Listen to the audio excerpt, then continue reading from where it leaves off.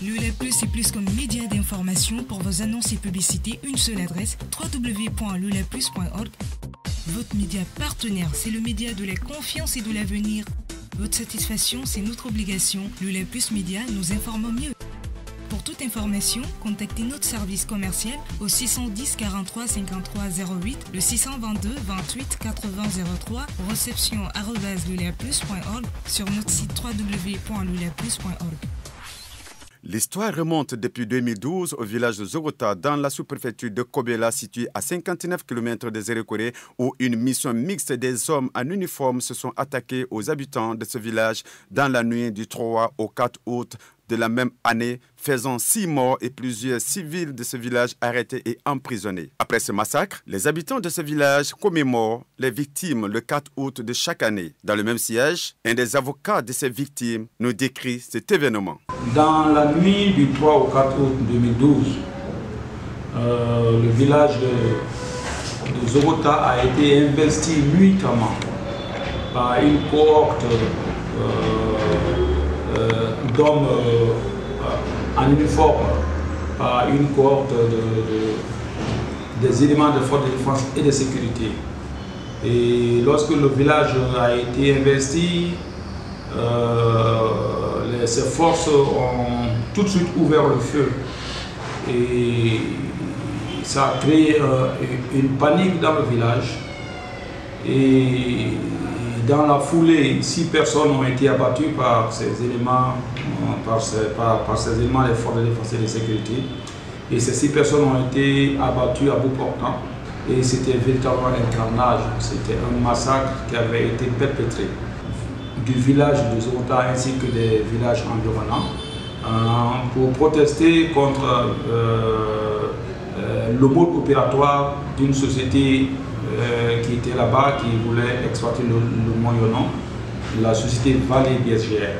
Cet homme de loi parle du saisie de la Cour de la justice de CEDEAO par leur pôle d'avocats. De saisir la Cour de justice de la CEDEAO contre la Guinée pour violation des droits de l'homme. Et la Guinée, tous les éléments avaient été portés devant la Cour, et c'était en 2018.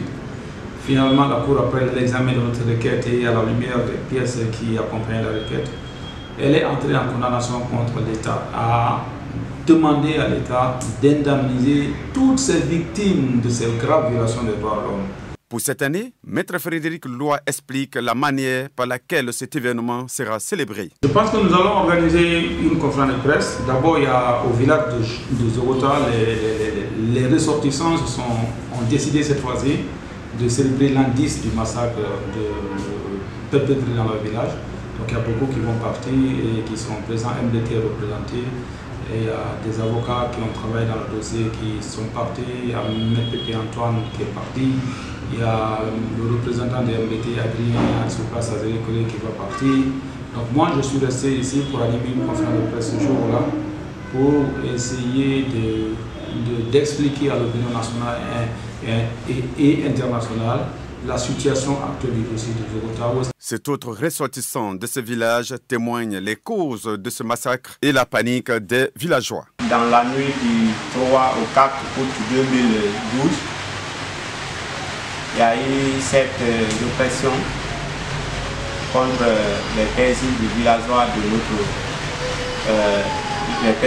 de Zorota suite à un soulèvement, une grève. Leur mécontentement, ils exprimaient leur mécontentement contre les manières de recrutement de la société. On va recruter les villageois ici. Ces gens-là vont donner leur nom, ils vont les tester, ils vont recevoir. On dit que vous allez travailler et après quelques moments, on va voir de nouvelles personnes qui portent les mêmes noms et qui travaillent. Les villageois ont été paniqués.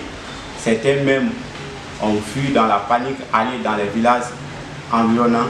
En sa qualité de parent des victimes, il liste les personnes tuées et pointe du doigt accusateur à l'armée guinéenne et la police. Notre chef de village, le premier d'abord, c'était notre chef de district qui a été tué. Puis là où lui aussi il a été tué. Et moi-même, mon beau, il s'appelle Nambro, lui aussi il a été tué. Il y a un autre du nom de Nazo.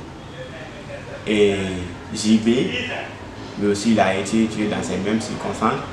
Il y a l'autre qui a reçu une balle et finalement il est décédé. Ça fait déjà ces 6 personnes par les forces de l'ordre, parce qu'on peut dire ça. Ce sont les véhicules qui étaient là-bas, étaient immatriculés au nom de l'armée guinéenne et de la police.